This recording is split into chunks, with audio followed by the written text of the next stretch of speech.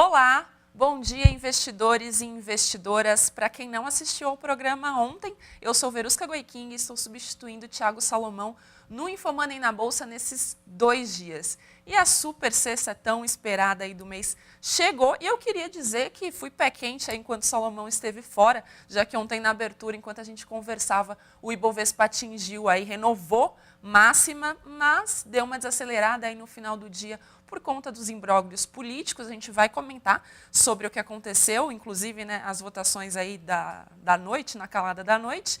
E hoje o Ibovespa caindo mais uma vez, 0,91% de queda, 75.917 pontos, são 10h27 da manhã. E por que esse resultado? A super sexta por conta dos 2 indicadores mais importantes aí que a gente teve na semana, que é de emprego dos Estados Unidos, o relatório mensal do mês passado, e o IPCA, a inflação também do último mês no Brasil. E como esses números vieram? O IPCA, segundo o IBGE, que mede a inflação oficial do país, subiu 0,16% em setembro. É um número baixo, mas ainda assim veio um pouco acima da expectativa do mercado, que esperava 0,09%, segundo aí a pesquisa feita pela Bloomberg com os agentes de mercado.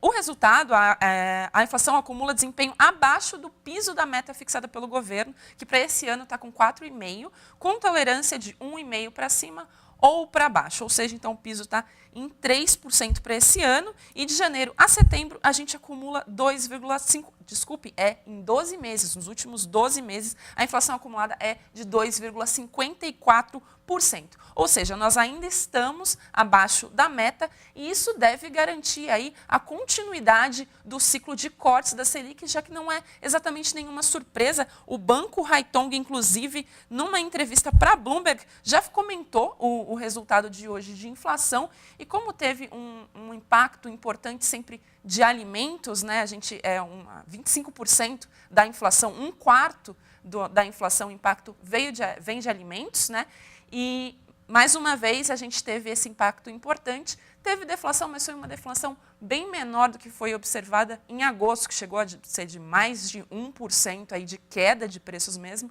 Teve uma desacelerada na deflação, mas o Banco Haitong diz que isso não mexe, alimento é uma coisa que não deve, como foi uma coisa muito pontual, isso não deve mexer com a política econômica do país. Então, tudo continua nos trilhos que estavam antes. Vale lembrar que o Boletim Focus, divulgado na segunda-feira, que é uma pesquisa do Banco Central com agentes de mercado, mais de 100 agentes do mercado, esse documento aponta que a Selic deve terminar 2017 em 7% e 2018 também em 7%. Alguma surpresa do IPCA para menos poderia até acabar puxando esse número aí na próxima medição, que é publicada na segunda-feira, para baixo, mas talvez a gente não veja nenhuma mudança muito brusca, já que ela veio um pouquinho acima e deve continuar no ritmo que o BC sinalizou na última ata. Para a inflação desse ano, o Boletim Focus espera um IPCA em 2,95%, quase ali colado no piso da meta, que é de 3%. E outro indicador super importante da nossa super sexta veio dos Estados Unidos e surpreendeu. Depois da passagem do furacão, o país fechou 33 mil vagas de emprego no mês passado. O resultado veio muito abaixo das estimativas dos analistas, consultados também pela Bloomberg, que foi um levantamento da Bloomberg, que apontava a criação de 80 mil vagas. Então, ao invés de criar 80 mil novos empregos, foram reduzidos, foram cortados 33 mil vagas. Claro que os agentes de mercado pesquisados pela Bloomberg, eles levaram em consideração aí nas suas contas que teriam um impacto do furacão, mas eles não acreditavam que seria tão grande assim. Então, é uma coisa muito pontual, embora quando a gente vê esse número aí negativo, menos 33 mil vagas geradas, possa dar um susto no investidor, foi uma coisa muito pontual, que talvez a gente possa até ver aí nesse mês corrente que a gente tem agora, em outubro, algum resquício desse efeito do furacão, mas não é uma coisa que aponte um problema do desempenho da economia dos Estados Unidos, por exemplo. Foi uma coisa muito pontual, é importante destacar isso. E aí o que vem de positivo nesse número, já que isso foi algo não recorrente aí no indicador e difícil até de colocar nas contas, tanto que o mercado errou aí a previsão, a taxa de desemprego ela caiu de 4,4% em agosto para 4,2% em setembro. Isso também veio abaixo das estimativas do mercado, que eles esperavam que fosse mantido em 4,4%. Então, isso é uma notícia positiva. O desemprego, embora tenham sido cortadas as vagas aí por conta do furacão, as vagas tem menos desemprego, tem menos gente desempregada ainda no país. Isso foi positivo.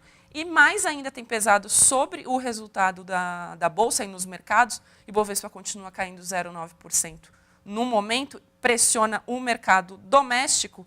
Foi o valor da hora paga para os trabalhadores. Isso aí veio uma notícia positiva lá nos Estados Unidos. Teve um crescimento de 0,5% nos ganhos médios por hora na comparação mensal. Então, já que o indicador de emprego dos Estados Unidos trouxe esse viés do furacão, então não dá para levar muito em consideração esse número, o mercado está olhando para esse valor da hora média mensal.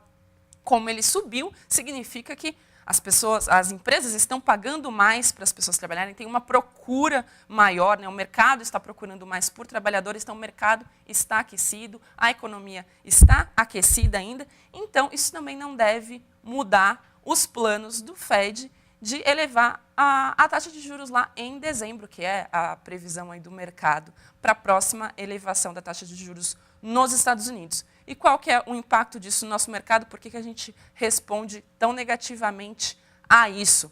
Quando a taxa de juros dos Estados Unidos sobe, ela acaba ficando mais atrativa, por mais que ainda a gente esteja num patamar de juros, né, a Selic esteja muito mais alta do que da dos Estados Unidos. Como os Estados Unidos é um país considerado mais seguro, tem a nota lá do AAA pelas agências de classificação de risco, eles acabam tomando um pouco desse curso aí do dinheiro que gira internacionalmente aí dos investidores estrangeiros, eles roubam um pouquinho para eles desse fluxo que poderia vir para o Brasil.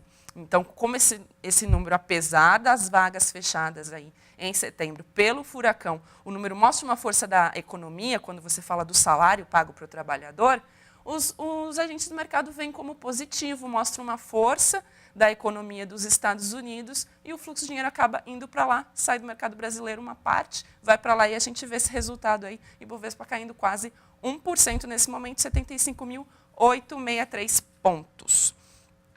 Agora vamos deixar um pouquinho o lado, né, de fora, o lado estrangeiro, né? Vamos falar dos imbróglios de Brasília. Na tarde de ontem, eu cheguei até a comentar ontem que o Bonifácio Andrada provavelmente seria mantido aí como relator da segunda denúncia do presidente Michel Temer e que, por isso, ele teria alguma tranquilidade aí no prosseguimento dessa denúncia, mas o caso teve uma pequena reviravolta ontem, no fim da tarde. O partido do Bonifácio Andrada, o PSDB, ele é tucano, ele tirou o Bonifácio Andrada da CCJ. E aí, o que foi a reviravolta? Porque isso já tinha um movimento para isso desde o início. Como ele votou na primeira denúncia contra o prosseguimento da acusação contra o Michel Temer, votou contra que isso continuasse, né, desse prosseguimento à investigação, à acusação em Brasília, ele tinha esse viés e o partido achava que era melhor ele se retirar da relatoria, já que ele já tinha votado em favor do presidente na primeira vez. Ele bateu o pé, disse que queria ficar, que isso não significava que ele tinha algum atrito dentro do partido, ele sempre fala isso nas entrevistas, quer deixar isso muito claro para a população, mas queria se manter lá. O PSDB foi lá e retirou a vaga dele.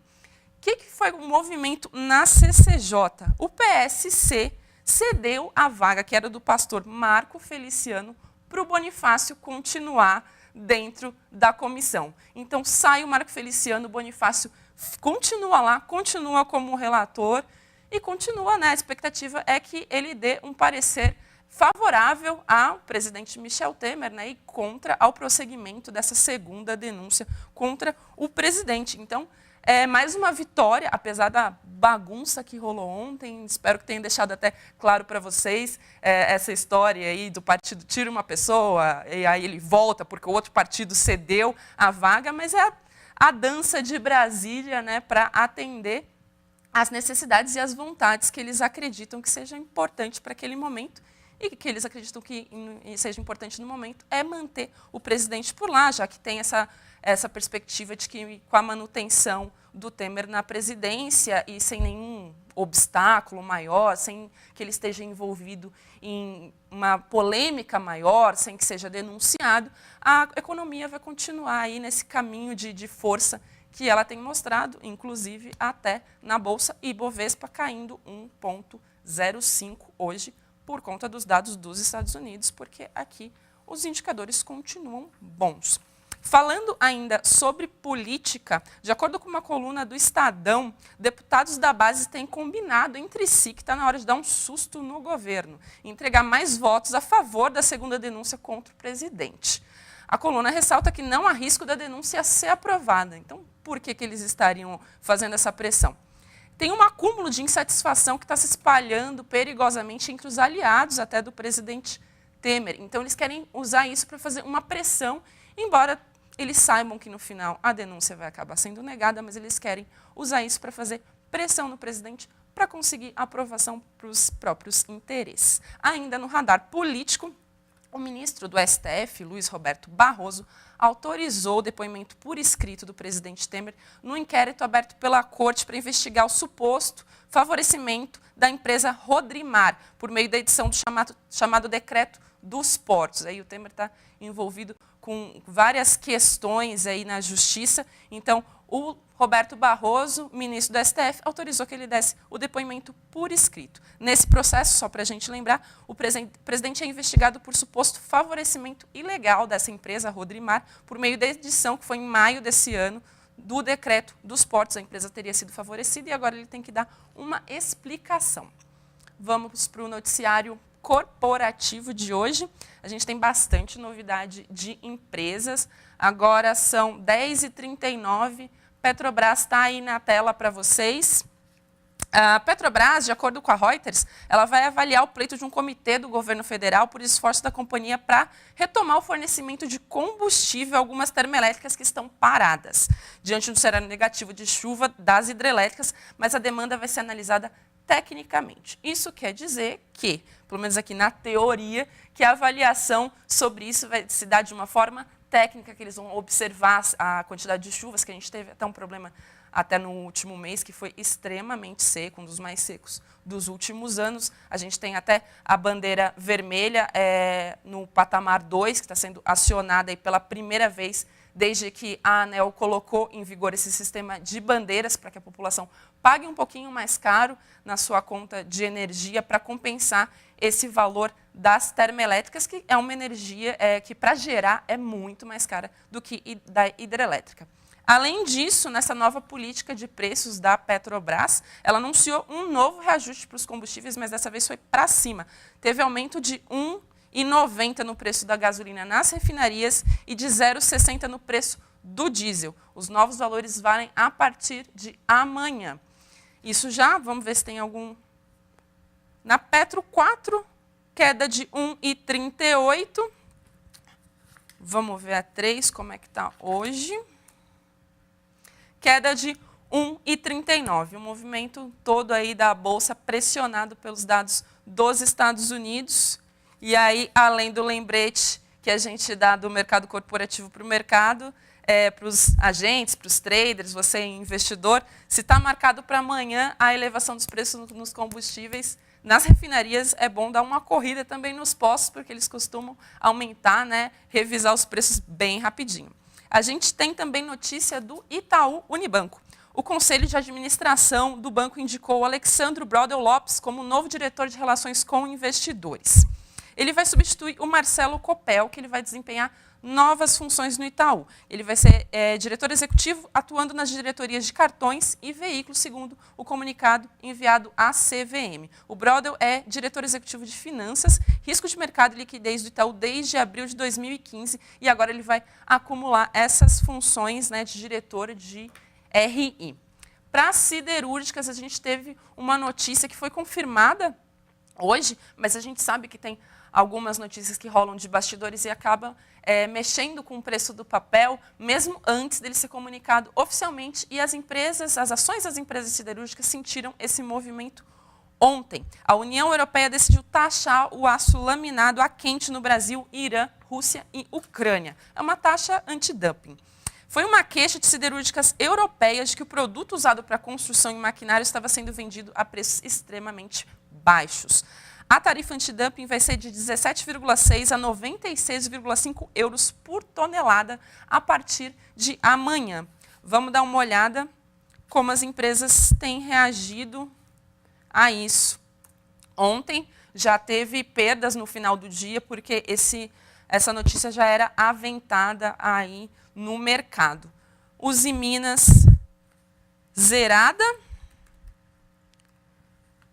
Vamos ver a Gerdau caindo 2,17.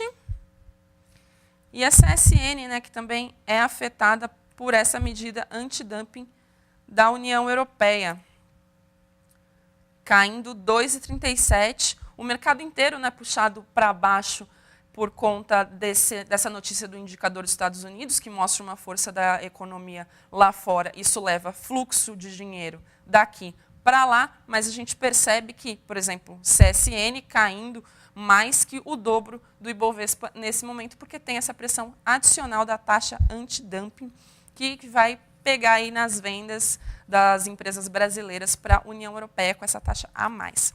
Tem notícia da Eletropaulo também. Ela teve recomendação elevada para compra pelo Banco BTG Pactual. O preço-alvo está em R$20. Vamos ver como é que ela está agora?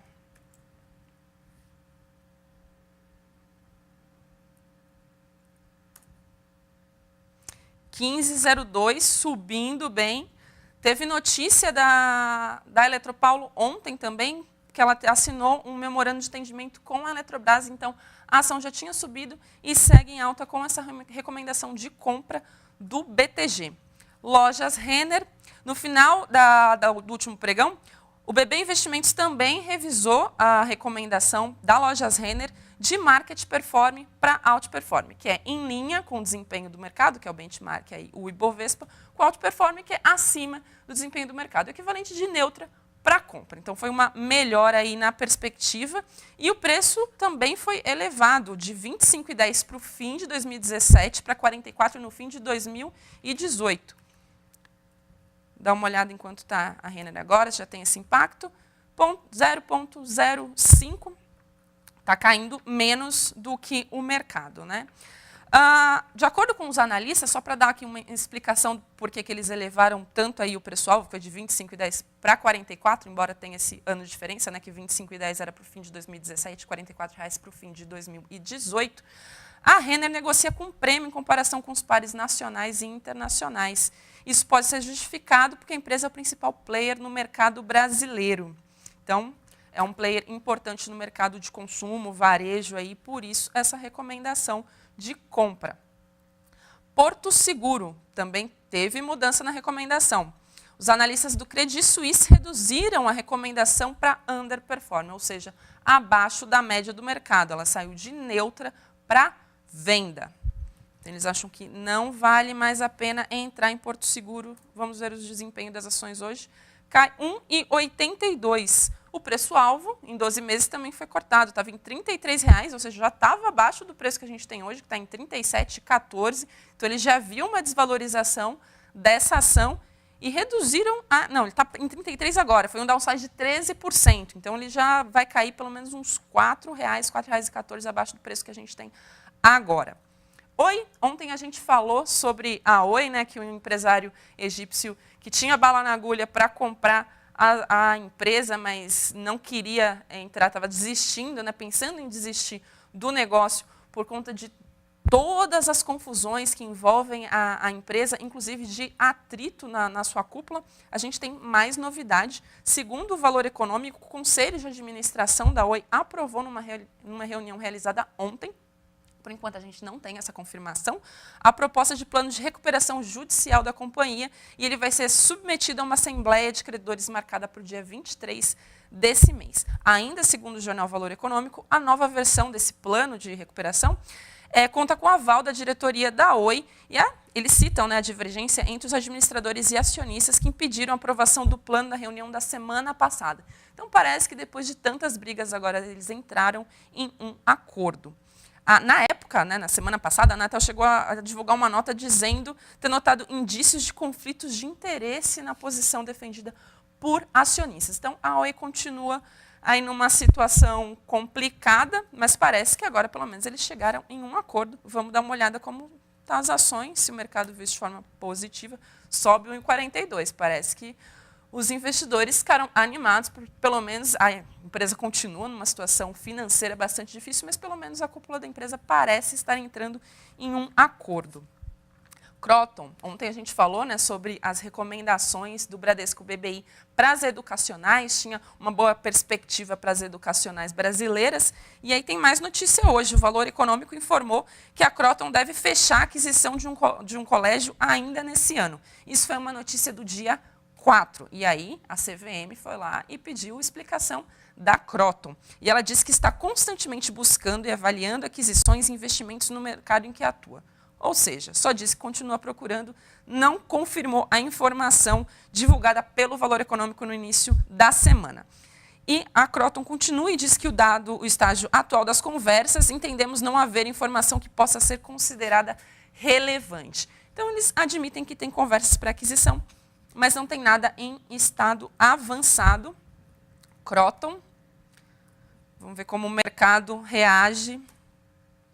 1,23, num dia que o mercado não, né, o Ibovespa aí não está indo muito bem, por conta dos dados de emprego dos Estados Unidos que vieram de alguma forma positivo, quando você olha os dados dos salários dos norte-americanos, mas a Kroton reagindo bem essa movimentação aí de talvez uma nova aquisição.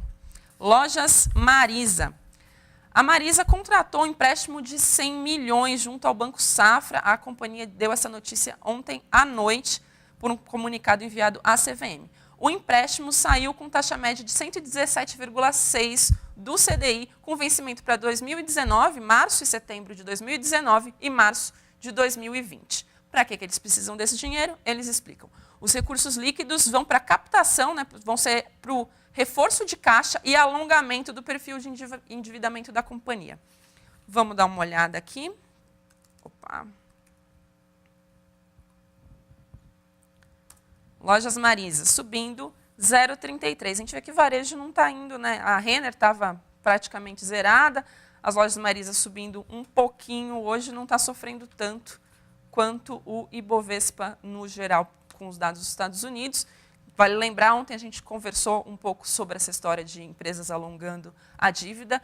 Costuma sempre ser uma notícia positiva para o mercado, já que você troca uma dívida que vai vencer logo mais, uma dívida mais próxima, para pagar depois. Então, costuma ser bom você conseguir empurrar essa dívida para depois, é como se você pudesse pagar o seu aluguel, a parcela do seu apartamento, não nesse mês, mas em janeiro. Você tem uma folguinha aí no seu caixa. Notícia da CVC hoje, noticiário corporativo, estou ficando quase sem fôlego aqui com tanta notícia. O grupo CVC divulgou alguns dados já operacionais do terceiro trimestre. Daqui a pouco a gente começa aquela leva de resultados de balanço do terceiro trimestre, aí que tem notícia pra caramba, né? Eles conseguiram um crescimento de 15,7% nas reservas confirmadas, 15,7%. E elas atingiram 2,7 bilhões. Né? Esse crescimento foi quando comparado com o mesmo período, terceiro trimestre do ano passado.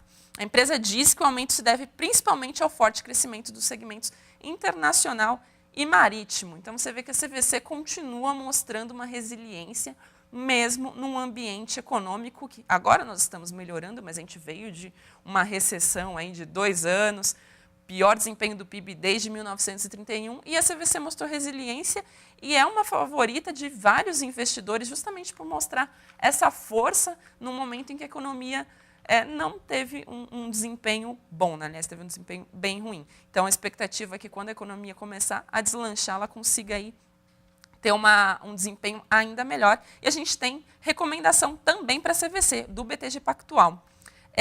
Esses dados operacionais que foram positivos sustentam a visão dos analistas do BTG, que é positiva para as ações. A recomendação é de compra com preço-alvo em R$ 38. Vamos ver como estão as ações da CVC. Indo super bem num dia que o mercado está indo na contramão. Ibovespa caindo 0,01% agora às 10h51 da manhã desta super sexta-feira. Enquanto isso, a CVC subindo quase 2%, com ótimos resultados operacionais, manutenção da recomendação de compra do BTG e de vários outros bancos também. Então, é uma ação que tem se comportado bem e está na lista de favoritos de vários investidores. Me conta aí no Facebook se também está na sua lista de favoritos, se você investiu nessa empresa ou pretende pegar aí o bonde da alta, já que a perspectiva é boa para a empresa na recuperação da economia como um todo. Está acabando a notícia aqui do noticiário corporativo. Eneva, tem notícia da Eneva.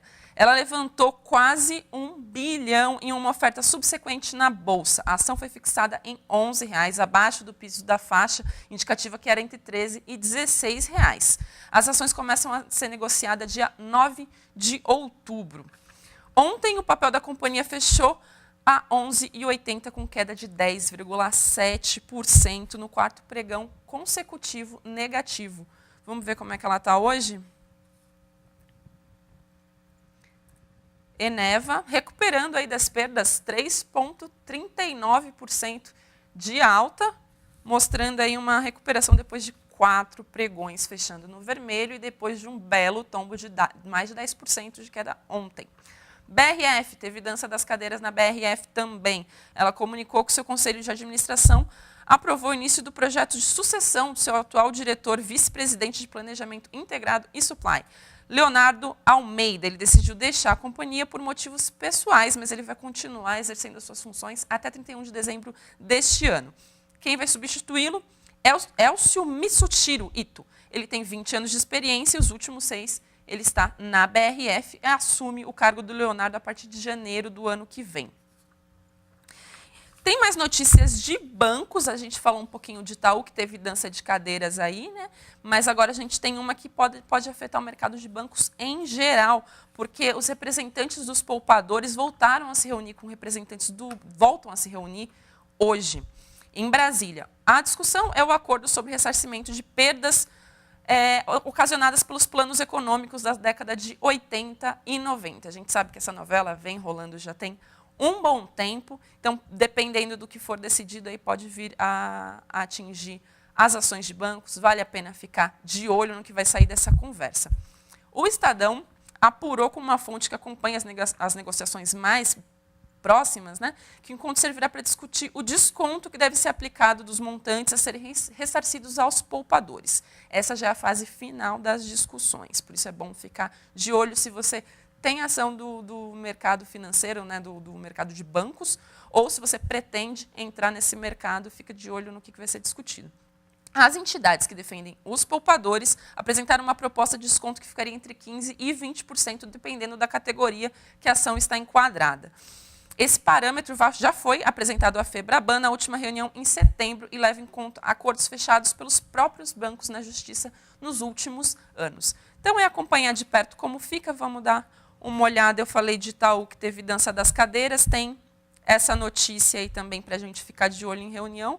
Banco caindo 1,26, movimento esperado, né, quando a gente tem um indicador aí bom dos Estados Unidos, que tem esse movimento de saída de fluxo de dinheiro do país. Banco tem essa tradição de seguir o índice também e um pouquinho mal.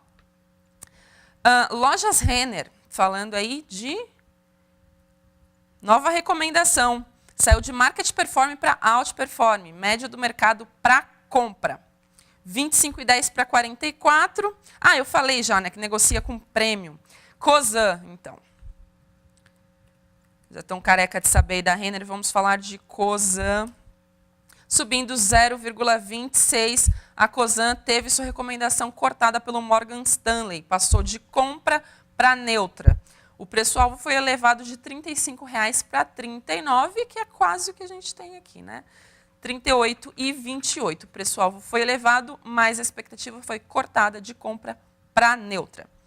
Última notícia do radar corporativo de hoje. Hoje teve bastante, foi uma super sexta mesmo, teve bastante coisa, 2 dados super importantes da economia do Brasil e dos Estados Unidos e um noticiário corporativo bem recheado, além do último capítulo aí da novela em Brasília. Qualicorp, vamos dar uma olhada em Qualicorp? E aí eu conto o que tem de novidade que pode atingir a empresa.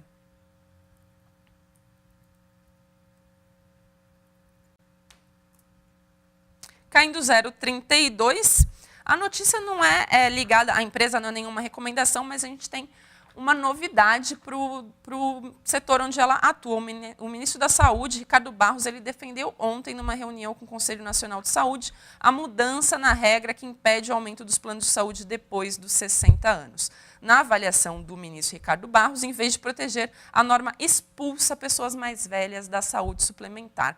A proposta de alteração dessa regra, permitindo o escalonamento dos valores das mensalidades aí após os 60 anos, ele faz parte do relatório da reformulação da Lei dos Planos de Saúde, que tramita em regime de urgência na Câmara dos Deputados. A previsão é que a proposta final seja lida no início do próximo mês para a comissão especial criada para avaliar o assunto. Então é bom acompanhar de perto, porque isso tem impacto nas ações do setor de saúde. A gente tem a Qualicorp aí como exemplo, caindo 0,61.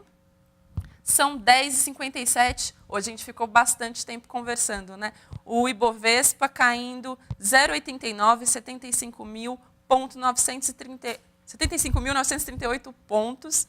Eu me despeço de vocês. Queria ter sido mais pé quente aí na ausência do Salomão. Ontem, enquanto eu falava com vocês, o Ibovespa renovou máximas, mas infelizmente vou deixá-los com o Ibovespa em queda. A gente espera uma recuperação aí, que seja uma coisa pontual e o mercado continue numa onda positiva. Thiago Salomão estará aqui na segunda-feira para apresentar o IM na Bolsa, vai conversar com vocês sobre as ações, todas as perguntas que vocês mandaram.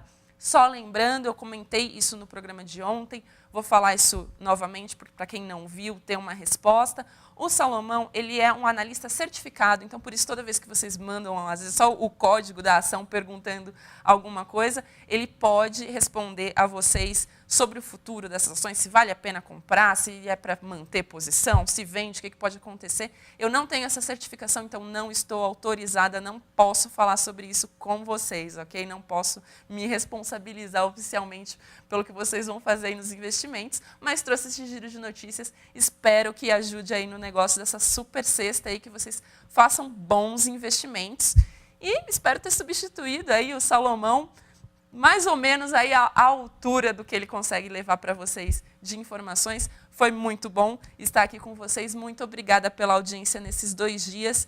Hoje, no fechamento, o Rafael Ribeiro vai estar aqui para falar sobre como foi esse dia, se vai ter recuperação ou não. Vamos acompanhar aqui de perto para ver como fica. E também vai fazer análise técnica de algumas ações para vocês e vai dizer onde vale a pena entrar. Obrigada pela audiência e bom fim de semana.